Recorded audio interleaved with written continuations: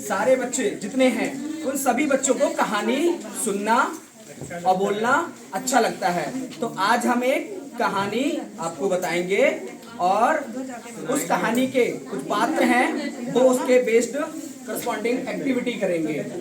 तो क्या हुआ कि एक बड़े जंगल में दो दोस्त रहते थे। एक का नाम सियार था और एक ऊंट था। देखिए आ रहे हैं नहीं आ रहे हैं? ऊंट और भैया सियार आ रहे हैं। देखिए, अरे वाह भाई बहुत बढ़िया। दोनों दोस्त थे। अरे वाह, दोस्ती कर रहे हैं। अरे बहुत अच्छे हैं। क्या हुआ कि जंगल के पास में ही एक नदी थी। तो दोनों ने सोचा, नदी देखिए ये नदी है, जंगल के पास एक नदी थी। दोनों ने सोचा कि और नदी देखिए बह भी रही है। दोनों ने सोचा जंगल के उधर एक खेत है जिसमें खरबूजे लगे हैं, चलो खाने चलते हैं। तो दोनों लोग नदी के पास पहुंचे, किंतु सियार बोला ऊंट भैया हम कैसे जाएं उधर, हम तो तैर नहीं पाएंगे और आप तो बड़े हैं, आप आराम से पार हो जाएंगे।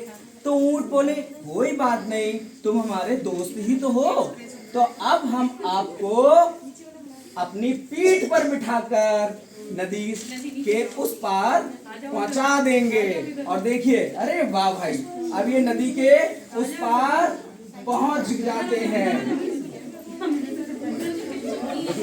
नदी के उस पार देखिए दोनों लोग पहुंच गए हैं और नदी बह भी रही है। देखिए हाँ, अब क्या हुआ, दोनों लोग खेत में आ गए। खेत किसका था? खरबूजे का। और दोनों लोग खाने लगे हैं। देखिए खा रहे हैं, दोनों लोग खा रहे हैं। देखिए भाई, अरे वाह भाई, सब खा रहे हैं। अरे वाह भाई बहुत बढ़िया। अरे दोनों लोग खा रहे हैं। अरे जो मेरे खेत में घुसा है, अब क्या हुआ? खरबूजे कौन खा रहा है?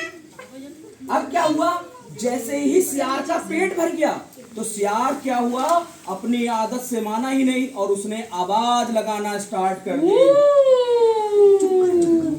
ऊंट मना कर रहा है किंतु सियार नहीं मान रहा है। ऊंट का पेट अभी भी नहीं भरा मेरे खेत से आ रही है। और सियार अब भाग जाता है। जैसे ही वो किसान को देखता है, ऊंट बेचारा पकड़ा जाता है।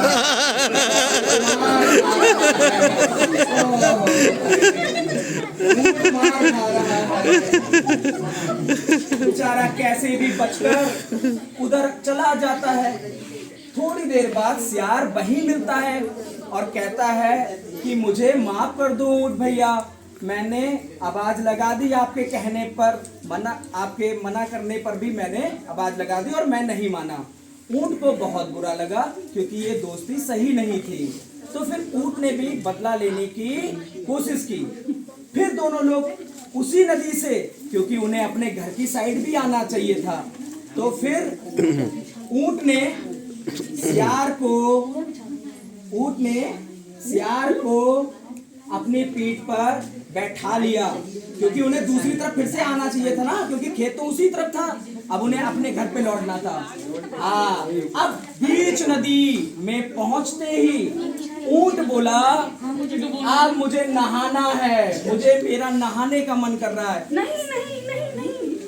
सियार के कई बार मना करने पर भी ऊंट नहीं माना और ऊंट नदी में अंदर चला गया और जिससे सियार डूब गया मिलकर और ऊंट बाहर निकल आया। देखिए सियार कैसे डूब गया, देखिए। ठीक है, बाद में निकलने के बाद यही कहानी से शिक्षा मिलती है कि जैसा करोगे वैसा ही फिर होगा आपके साथ। बहुत बढ़िया।